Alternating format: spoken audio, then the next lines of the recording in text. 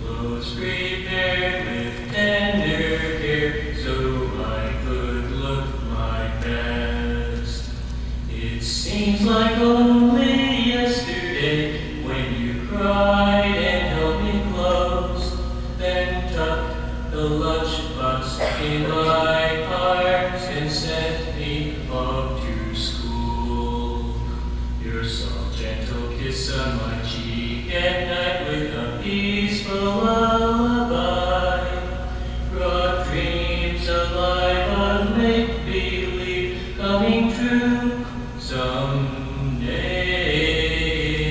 And when my world came crashing down, you brought me back to life, saying just the right words when I needed to hear that someone still could love me. Your warm smiling face could melt away fear and make everything alright. When I think of your love, I'm reminded of my heavenly mother too. P.S. Mother, I love you.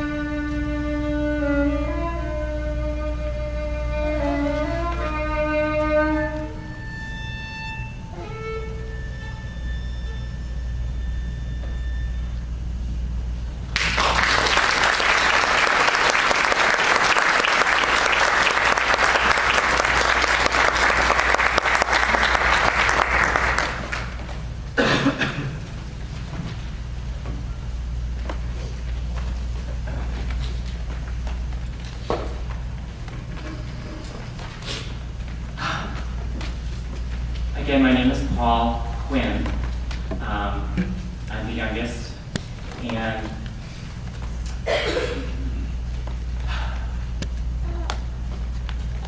as you can see, again reiterating, I think it's extremely important for me to share those last two segments with all of you. Music was such a big part of her life.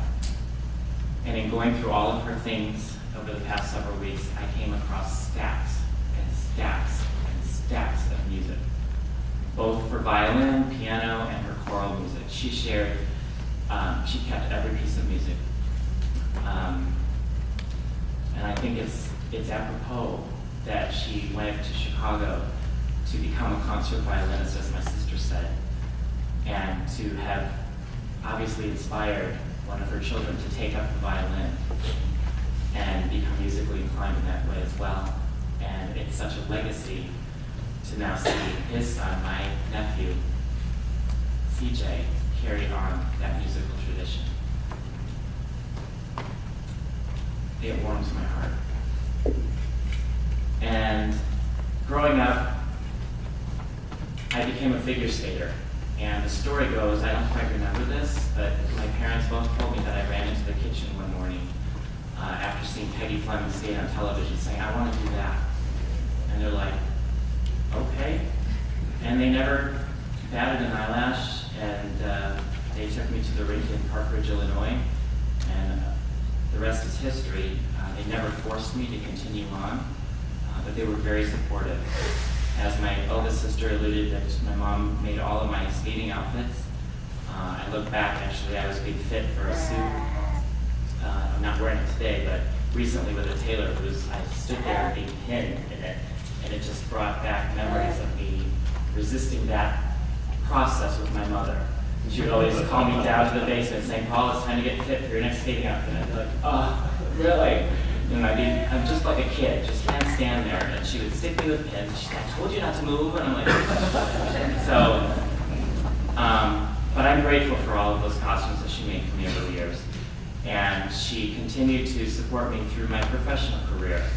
One of my fondest memories is when my second eldest sister and her surprised me at one of my Disney on Ice openings in Oklahoma City.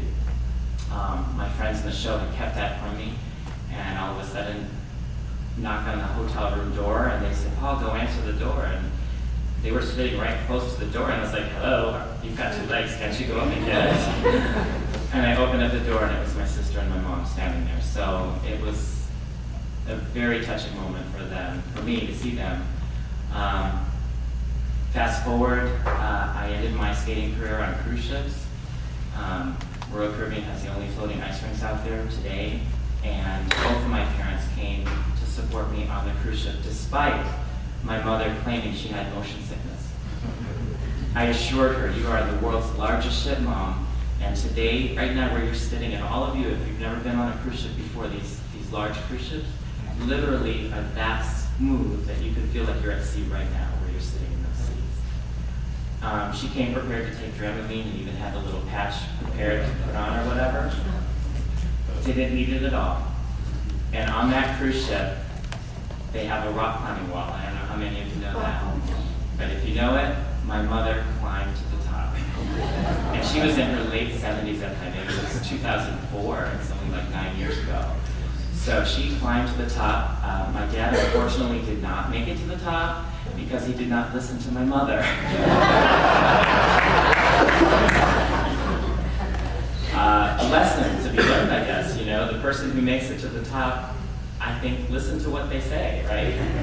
But, she kept saying, honey, get your butt into the wall. She goes, you gotta climb it in. He's sitting there trying to do it this way, and needless to say, his arms got tired and he didn't make it to the top, and she kind of came down and gloated. He's like,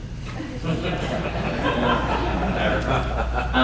Came across, they were so effervescent with their athleticism, their energy, their zest for life. I came across a picture and I had forgotten that they actually went parasailing. They were in their old 70s or whatever, and there they are, big smiles on their face. Those of you that know them, and especially, sunshine, that's what my dad used to call her. And I think it's because she brought sunshine to the world. She smiled, and today as I walk around and people offer their condolences or they meet me for the first time and they say, Paul, you have such a wonderful smile. And I say, thank you, because that's my parents. They're here with me, still. And my mother, even now. And at the very end, I was pretty much her caregiver. And I will cherish all those moments for the rest of my life, because one of the conversations I had through her dementia, and I was able to have a clear conscience or a clear conversation with her when I know she was present. Those of you who have family members or know people that are experiencing dementia, know they come in and out of clarity and being present. But I knew at that moment, and it was before she was going in for one of her radiation treatments, that I had a clear conversation with her. And I asked her, Mom, is there anything in my lifetime, any choices that I made that you were disappointed in? And she looked at me with a puzzled face and she goes, why are you asking me that? And I said, because I need to know. And you can tell me if there were. I would like to know and learn from that. I said, the reason I bring it up is because all of my siblings, and I didn't learn this till later, that my eldest sibling did not finish her college education, but in my mind, she went to a university, and every single one of my siblings has a degree or went to a technical school, and they finished a higher education. And I did not. And I found myself, even though she supported my skating career all those years, now in life not being able to perform, looking for work, looking for a way to make myself feel like I have some self-worth, and having doors closed left and right at me because I did not have that piece of paper, that degree. And I was asking her, have I made a terrible mistake? And she said, absolutely not. You are doing exactly what you need to be doing. You are doing exactly what you're meant to be doing. And she says, my only regret is that I feel like you and your partner, Sasha, are not able to do the things you want to do because of me. And that tore at me for a moment, but then she paraphrased and said, but who else would take care of me? So she goes, at the time when she spoke these words, I didn't know what she was saying, but she said, I'm sorry, it's not going fast enough. And those of you who have been through an experience of losing a parent, you have that sense of hope. And so part of me thought, well, maybe she's saying the part of healing is not happening fast enough. But I know now, she knew she was done. And she just was apologizing to me because it wasn't happening fast enough. And that I wasn't able to do the things that I wanted to do with my life. But at the end, and first of all, I just want to make a public acknowledgement that the Hospice of the West Valley, or Hospice of the Valley, came into her life right at the very end. And they truly are earth angels. These caregivers, nurses, every single one, they just were there and were compassionate and were patient, not only for my mother, but I found also for the family to support us that were there by her bedside. They constantly, every time they left, would bring us outside and ask us, is there anything you need? How are you doing? Are you taking care of yourself? And I remember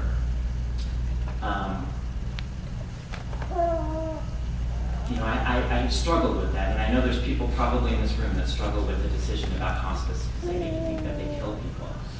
And I struggled with that when we were having to administer morphine to my mother. And I said, why? All I'm going to do is kill her by giving her this. And they said, no, we're keeping her comfortable and making sure she's not in any pain. And I said, okay. They said, legally we couldn't do this. If we were to do this, we would lose our license. So I said, okay. So I found after 8 hours of her being in a little bit of pain, we finally got her comfortable. And I remember those 8 hours and I'll never forget them.